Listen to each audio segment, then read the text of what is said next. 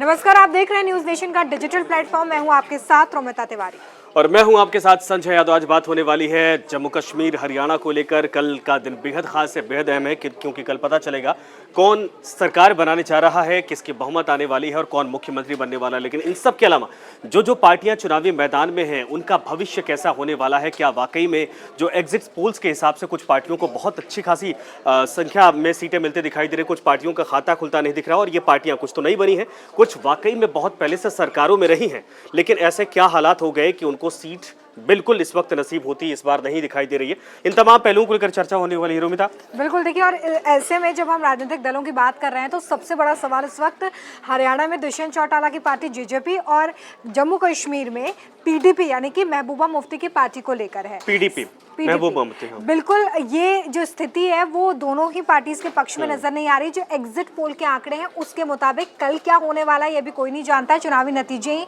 आखिरी मोहर लगाएंगे। लेकिन रोहन, सबसे कॉमन पॉइंट जो दोनों ही पार्टियों के बीच में है वो ये कि दोनों इससे पहले बीजेपी के साथ पार्टी के साथ मिलकर और सरकार बना चुकी, यानी कि पूर्व सहयोगी रही है। ये उसका इम्पैक्ट है क्या?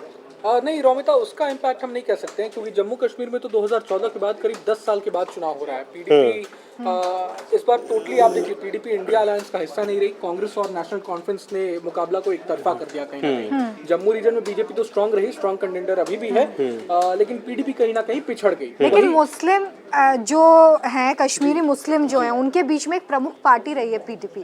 जिस तरीके से उसकी साख गई है उसका क्या कारण? सरकार में रही है, पुरानी पार्टी रही है, दबदबा रहा। मुफ्ती साहब जिंदा थे तो एक तरह से अब्दुल्ला साहब और मुफ्ती साहब, इन्हीं दोनों का सब कुछ चलता था वहाँ पर। संजय आप देख लें, वोटर्स को पता है, कश्मीरी वोटर्स को का मुख्य एजेंडा, मुख्य फोकस उनका ये था कि बीजेपी को सरकार में नहीं आना। बिल्कुल, वोटर्स को ये भी मालूम है कि पीडीपी को हम वोट देकर क्या ही कर लेंगे, पीडीपी सरकार अकेले दम पर तो बना नहीं पाएगी, इसलिए उन्होंने पीडीपी को चुना नहीं। और जाहिर तौर पर जम्मू कश्मीर नहीं, एक चीज और बताइए, पीडीपी को अवॉइड करने का मतलब ये है कि सरकार नहीं बना पाएगी, या पीडीपी को अवॉइड करने का मतलब ये है कि जो अलगाववादी ताकतें 90s से थी उनको न्यूट्रलाइज किया गया और उसका असर ये मैसेज है कि हमें पीडीपी जैसी पार्टी नहीं चाहिए अब कश्मीर में? ऐसा नहीं है। जम्मू कश्मीर नेशनल कॉन्फ्रेंस भी अपने मैनिफेस्टो में कह चुकी है कि अलगाववादी नेताओं को हम भी रिहा करेंगे, अलगाववादी पाकिस्तान से बातचीत का रास्ता हम भी खोलेंगे। तो ऐसा नहीं है, मैनिफेस्टो दोनों के लगभग सेम ही है, मैंने पढ़ा। अच्छा। मगर वोटर्स का वही मुख्य सोच वही है वोटर्स की कि हमें बीजेपी को नहीं आने देना है, इसलिए जो स्ट्रॉन्ग कंटेंडर है हमें उन्हें जिताना है। स्ट्रॉन्ग कंटेंडर कौन है?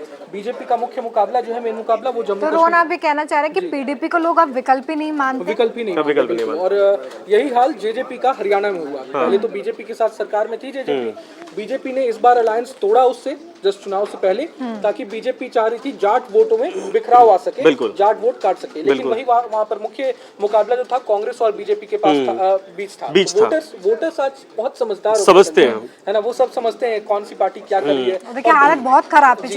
पिछली बार 10 सीटें जीती थी जेजेपी ने हरियाणा विधानसभा चुनाव में। इस बार जो एग्जिट पोल के आंकड़े हैं रोहन, वो सिर्फ 4% वोट शेयर की बात कर रहे हैं, यानी कि 0 से 2 सीटें जो है उस पर सिमट जाएगी जेजेपी। तो कहीं इसका क्या बीजेपी का कहीं ना कहीं एजेंडा था कि जेजेपी जाट वोटों में बिखराव करे। किसान आंदोलन में जेजेपी का साथ होना या पर्दे के पीछे से साथ में होना, ये इसका एक बड़ा नहीं, एक ये मैंडेट भी इस पे हो सकता है लोगों का कि भाई सरकारों को पूर्ण बहुमत के साथ लेकर आइए। हर जगह बिहार वाली स्थिति पैदा मत करिए कि बड़ी पार्टी कोई और बने, सेकंड लार्जेस्ट पार्टी कोई और बने, सरकार मुख्यमंत्री कोई और बन जाए। और जेजेपी की नीयत भी ये थी, भाई डिप्टी सीएम तक का सफर अगर तय या वो सीएम तक का अगर ड्रीम रखते हैं तो इसका मतलब यही था कि 10-5 सीटें 15 सीटें आती, बार्गेनिंग करके वो सरकार चलाते हैं। ये किसी भी स्टेट के लिए अच्छा नहीं होता है। और हरियाणा की जनता अगर मैंडेट दे रही है, चाहे इसके पहले बीजेपी को दिया, चाहे इसके अब कांग्रेस को देती दिख रही है, तो ये बहुत अच्छे संकेत के तौर पर है, समझ के तौर पर है कि वोटर वाकई में जागरूक है। बिल्कुल। और त्रिशंकु विधानसभा अगर आप कहीं भी देखेंगे तो वो कहीं ना कहीं एक असमंजस की स्थिति भी 5 सालों में बनी रहती है कि कहीं कोई किसी को छोड़ के किसी और तरफ ना चले जाए। तो एक स्थिर सरकार के लिए बहुत जरूरी है कि मैंडेट किसी एक पार्टी को मिले। लेकिन ऐसे में ये भी तो कंसिडर करना होगा ना रोहन कि जो क्षेत्रीय पार्टी हैं, जो छोटी पार्टीज हैं, वो तो बड़ी पार्टीज के साथ ही मिलकर चुनाव लड़ती हैं, क्योंकि आप सिर्फ एक पार्टी के तौर पर सारे वोट बैंक को तो कवर नहीं कर सकते। तो आप इस बात को कैसे समझते हैं जो हम डिस्कस कर रहे हैं कि एक किसी पार्टी को मैंडेट मिले, या आप इस बात के साथ जाते हैं कि नहीं, छोटी पार्टी का भी जो राजनीतिक भविष्य है वो सिक्योर होना चाहिए? देखिए रोमिता, राजनीति में और खासकर इंडियन पॉलिटिक्स में जितने भी जो हमारी जनता है, हर तबके को का नेतृत्व करने वाले अलग अलग दल हैं, तो ये जरूरी है कहीं ना कहीं डेमोक्रेसी में कि हर तबके का नेतृत्व करें लोग, और ऐसी पार्टियां भी जरूरी है। लेकिन वहां पर आप देख लें, कांग्रेस की तो बात अलग है, लेकिन बीजेपी का मुख्य एजेंडा कहीं ना कहीं पिछले 10 सालों में और हमेशा से यही रहा है कि क्षेत्रीय दलों को खत्म किया जा सके, है ना।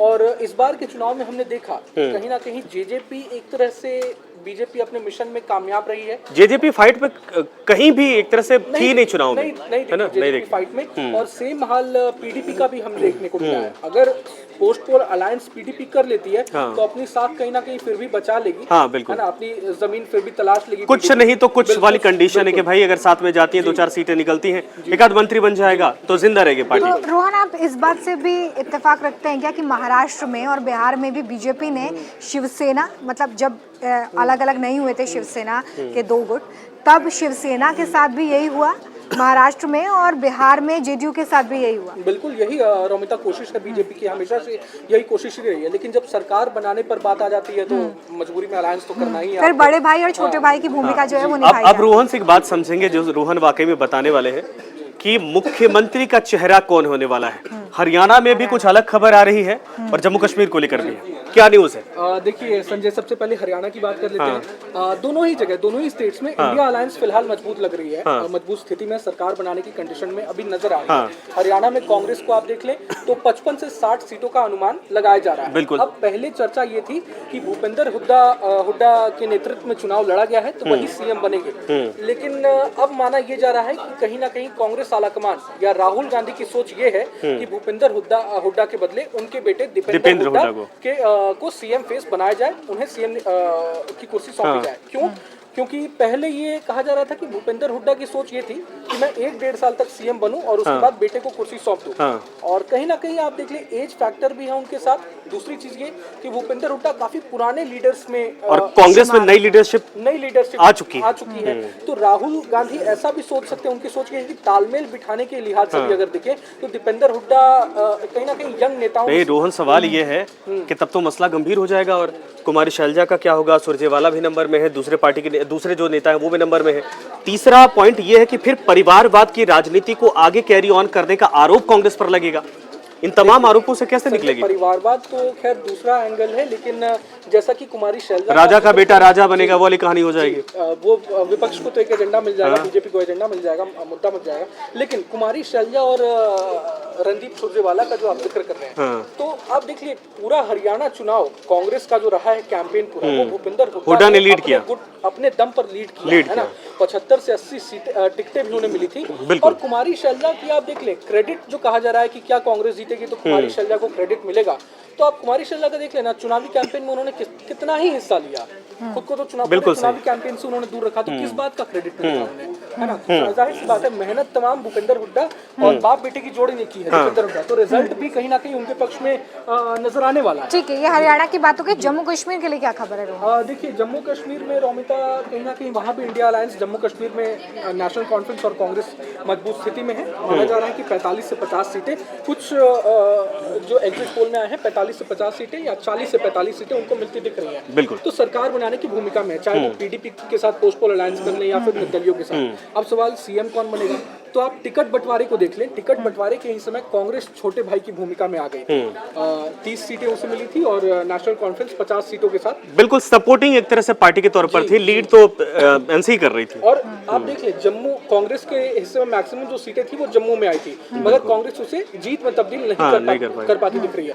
मगर नेशनल कॉन्फ्रेंस ने कश्मीर में लीड किया है काफी, और सबसे बड़ी पार्टी कश्मीर की बनती दिख रही है। कहीं ना कहीं उमर अब्दुल्ला के पास फिर से चांस है सीएम बनने का। मगर अगर बहुमत से दूर रह जाते हैं तो फिर निर्दलियों का सहारा उन्हें लेना पड़ेगा। इंजीनियर रशीद, जैसा कि कहा जा रहा है, अगर इंजीनियर रशीद या पीडीपी का सहारा उन्हें लेना पड़ा, फिर कुछ ना कुछ समीकरण जरूर बदल सकता है। और कल एक बात का जिक्र आपने और किया था कि दोनों ही पार्टी, चाहे हम बीजेपी की बात करें या नेशनल कॉन्फ्रेंस की बात करें, वो ये कह रही है कि हम हिंदू मुख्यमंत्री के चेहरे पर भी विचार करें। हिंदू मुख्यमंत्री का जो बात है वो कहीं ना कहीं जम्मू में माइलेज देने की कोशिश है तमाम पार्टियों के द्वारा। बीजेपी भी हिंदू मुख्यमंत्री की बात इसलिए कर रही है कि जम्मू के वोटर्स को हम आसानी से साथ दें। और अगर आने वाले समय में एग्जिट पोल अगर एग्जैक्ट पोल साबित नहीं हुआ, जम्मू में अगर कांग्रेस सबसे बड़ी पार्टी बनकर उभर गई या कांग्रेस बीजेपी से ज्यादा सीटें लाने में कामयाब भी हो पाई, तो हिंदू सीएम की बात कांग्रेस भी करेगी, नेशनल कॉन्फ्रेंस भी करेगी, है ना। ये आपको देखने को मिल सकता है। खैर, कांग्रेस के लिए मुझे ऐसा थोड़ा अनुमान कम लग रहा है कि कांग्रेस की सीटें एनसी से ज्यादा आने वाली है, क्योंकि पिता पुत्र दोनों के चेहरे वहां थोड़े रिलायबल हैं, लोग भरोसा करते हैं। और उमर अब्दुल्ला को लेकर कहा जाए कि वो थोड़ा पोलाइट भी है, लोगों से मिलनसार व्यवहार के हैं। तीसरा, कश्मीरियत को लेकर या फिर जम्मू के रीजन को लेकर उनके बॉन्डिंग सब पहले से भी अच्छे रही है और मुख्यमंत्री पहले भी थे, तो अनुभव का असर भी उनके पास है, तो ये फायदा हो सकता है। लेकिन सवाल यही है कि नंबर वहां तक आए तब। जी, नंबर वहां आए तक। अच्छा, दूसरी बात हम बीजेपी की कर लेते हैं। हरियाणा में कांग्रेस की तो बात हमने कर ली, लेकिन जैसा कि एग्जैक्ट पोल तो है नहीं, ये एग्जिट पोल है। अगर बीजेपी की सरकार, बीजेपी जैसे भी जोड़ तोड़ करके अगर सरकार में आती है, बीजेपी भी कंटेंडर्स बहुत है हरियाणा में। अनिल विज है गुरुग्राम से, अनिल विज तो ये तक कह चुके हैं कि शायद मेरी अगली मुलाकात जो है वो मुख्यमंत्री कार्यालय में होगी। तो फरीदाबाद से सांसद, आई थिंक फरीदाबाद नहीं, गुरुग्राम से सांसद राव इंद्रजीत सिंह, उन्होंने भी कई बार दावे, वो भी पुराने नेता हैं, कई बार मंत्री रह चुके हैं। तो बीजेपी में भी कंटेंडर्स बहुत हैं। नायब सिंह सैनी का भी जैसा हमने पिछली बार जिक्र किया था कि उनकी अपनी ही सीट लाडवा सीट जो है फंसी दिख रही है। चुनाव वो कहीं और से करनाल से लड़ना चाह रहे थे, लेकिन बीजेपी ने गाय बगाई ये खबर तो आ रही कि एक बहुत बड़े नेता के लिए बड़ी मुश्किल पैदा होने वाली, तो शायद वो किसके लिए नहीं पता, लेकिन सीएम के लिए बोला जा रहा। तो नायब सिंह सैनी अगर अपनी ही सीट बचाने, मतलब कहने का मतलब ये होगा कि नायब सिंह सैनी की किस्मत ने दगा दे दिया, तो अनिल विज या राव इंद्रजीत के सिर ताज। देखिए, अनिल विज को लेकर ये जरूर है कि संगठन में अच्छी पकड़ है। राव इंद्रजीत सिंह को फायदा हो सकता है कि अमित शाह नरेंद्र मोदी के करीबी माने जाते हैं और एज फैक्टर है। राव इंद्रजीत सिंह के साथ की थोड़ी ओवर एज होते दिखाई दे रहे हैं, लेकिन मुख्यमंत्री की चाहत तभी होती है जब आदमी इस पड़ाव पर पहुंचता है, तो कुछ भी हो सकता है। किया था इस बार एज है उनके पास 71 साल के हैं। अगर अगली बार कहीं ना कहीं उनकी पूछ कम हो जाएगी, क्योंकि एज फैक्टर, एज बैरियर बीच में आ जाएगा। अच्छा, कश्मीर की भी बात कर रहे थे। जम्मू कश्मीर में बीजेपी के पास मुझे नहीं लगता अभी फिलहाल कोई सीएम कैंडिडेट परफेक्ट है कोई। रविंद्र रैना हालांकि अध्यक्ष हैं, लेकिन जम्मू कश्मीर में अगर बीजेपी उस भूमिका में आती है, सरकार बनाने वाली भूमिका में, तो सीएम फेस कौन होगा, ये अपने आप में बड़ा सवाल। बीजेपी तो मिरेकल करती है, कुछ भी कर देती है, किसको लाकर वहां सरप्राइज करती है, ऐसा चेहरा लेकर आते पता नहीं चलता है। नतीजों पर कि कल जो चुनावी नतीजे सामने आते हैं उसके बाद जीत किसकी होती है और किसके सिर पर ताज सजता है। बिल्कुल, तो कल इसके लिए, अपडेट के लिए और आपको ये पूरी जानकारी चाहिए तो देखना ना भूलें न्यूज नेशन, पूरे दिन भर चुनाव की महा कवरेज इलेक्शन को लेकर। न्यूज नेशन अब व्हाट्सएप पर खबरों की ताजा अपडेट के लिए न्यूज नेशन के इस QR कोड को स्कैन करें।